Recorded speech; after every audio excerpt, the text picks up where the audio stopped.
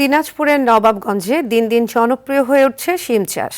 আবহাওয়া অনুকূলে থাকা এবং আধুনিক কৃষি প্রযুক্তির সঠিক ব্যবহারের ফলে এবছর শিমের বাম্পার ফলন হয়েছে।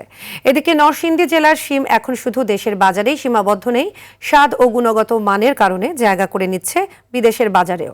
প্রতিনিধিদের পাঠানো তথ্যছবিতে বিস্তারিত জানাচ্ছেন Lamia Tanjin Mahmud. Lily beauty soap, যার অ্যান্টি এজিং গুণ তারুণ্য ধরে রেখে ত্বকে করে উজ্জ্বল। তারুণ্যময় উজ্জ্বল ত্বকের জন্য রিমার্ক।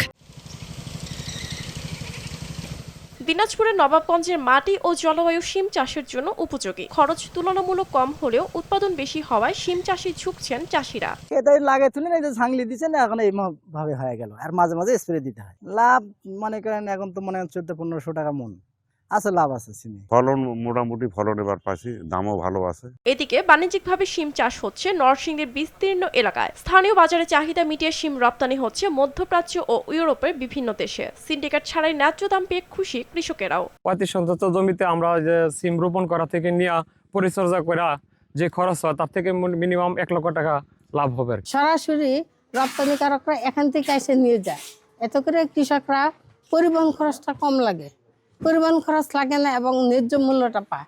মাঠ পর্যায়ে চাষিদের প্রয়োজনীয় পরামর্শ ও কারিগরি সহযোগিতা দেওয়ার কথা জানিয়েছে জেলা কৃষি বিভাগ। সার্বক্ষণিক কৃষকদের সাথে যোগাযোগ আছে, পরামর্শ অব্যাহত রয়েছে, ভবিষ্যতে এটা থাকবে ইনশাআল্লাহ। আমরা এইবার ইউরোপে রপ্তানি করতে পারছি, সেই কারণে কিন্তু কৃষকরা দামও ভালো পাচ্ছেন। সরকারি পৃষ্ঠপোষকতা ও আধুনিক বাজারজাতকরণ সুবিধা নিশ্চিত করা গেলে শিম চাষ করে স্বাবলম্বী হতে পারবেন এমন আশা কৃষকদের।